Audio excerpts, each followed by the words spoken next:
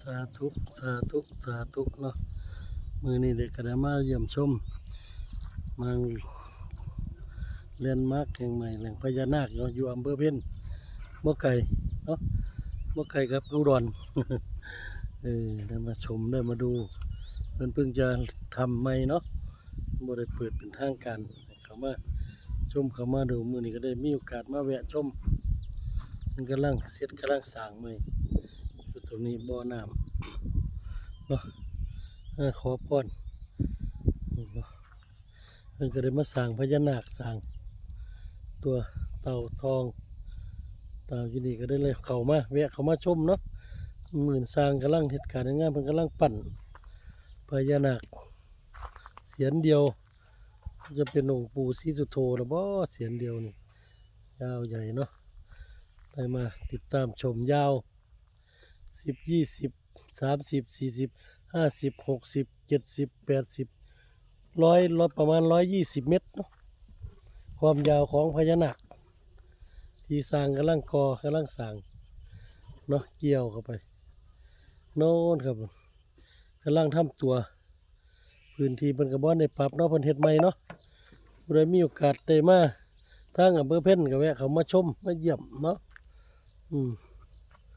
ไปมาเยี่ยมมาชมมาดูเนาะสวยงามเนาะทั้งสระหินขึ้นมาสวยงามสวยงาม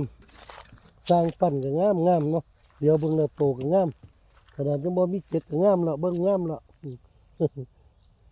เป็นพญานาคองค์ปู่ศรีสุโธแม่ย่าปทุมมามันว่าเกี่ยวกันอยู่นี่จะทำเนาะเราก็ได้มาชมมีโอกาสได้มาชมมีโอกาสได้มาดูเนาะก่อนจะเป็นทางการหรือยังไงนี่เนาะในบ่อน้ำแห่งนี้เมื่อกี้นี่ก็มาในบ่อน้ำมี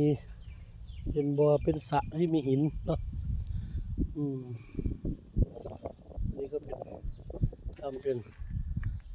เนาะก็ได้ชมสาธุทุกคนที่ได้ชมที่ได้เบิ่งที่ได้ แวะมาชมด้วยตนเองเด้ออยากเห็นความงามมองสถานที่แห่งนี้ต้องมาเบิ่งด้วยตนเองเนาะมาชมด้วยตนเองเบิ่งด้วยตนเองขอพรด้วยตนเองเนาะอยู่ตรงนี้มันก็จัดแต่งไว้ให้คนได้เข้ามาเยี่ยมมาชมมันกำลังตกแต่งสถานที่ไปด้านข้างเนาะอยู่ตรงหน้าตรงยังเพิ่นเนาะคนนายเพิ่นเฮ็ด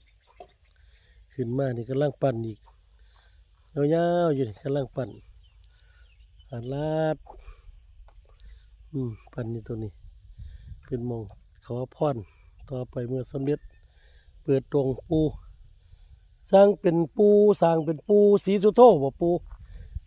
องค์ปูศรีสุโธบ่อ๋อปูนิ่นอ๋อตรงนี้เป็นปูนิ่น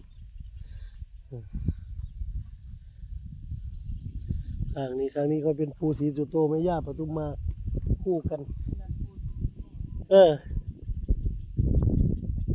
ปูนิ่นละกันทั้งนี้โอ้สร้างกำลังสร้างทางนี้ก็เป็นองค์ปูศรีสุโธแม่ย่าปทุมมา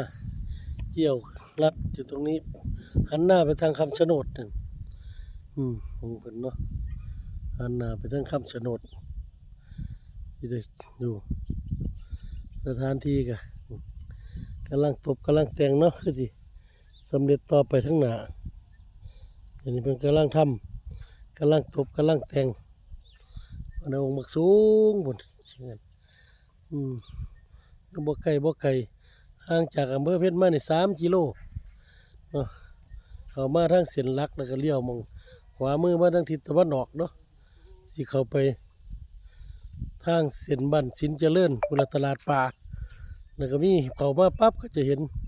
มองมาด้านทิศตะวันตกก็จะเห็นนาคปูสิโธมยาวนาเกี่ยวกันอยู่ทางขวามือมันก็จะจับมาจาก GPS เนาะได้มาชมมาดูสถานที่แห่งนี้มันกำลังเฮ็ดกำลังสร้างปูสิโธมยาวนาก็เสร็จไปแล้วเลี้ยวมาแล้ว ความกระบวงขบาท ทางเขาขอพรเปิดทรัพย์เนาะ ทุกคนทางนี้เพิ่งกำลังเห็ดปูนินละการแรงสวยงามปู ผู้ใดมาเที่ยวก็มาเที่ยวเนาะสายบุญทั้ง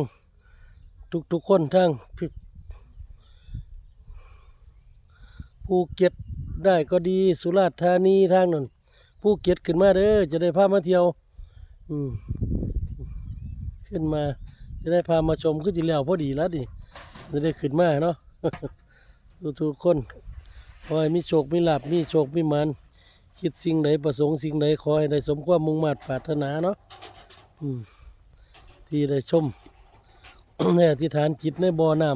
ำแห่งนี้ก็ดี หรือเป็นองค์ปู่องค์ย่าก็ดีเนาะเจ้าปู่ศรีสุโธแม่ย่าปทุมมาเอาขอจบคลิปไปเพียงแค่นี้เนาะสาธุสาธุสาธุ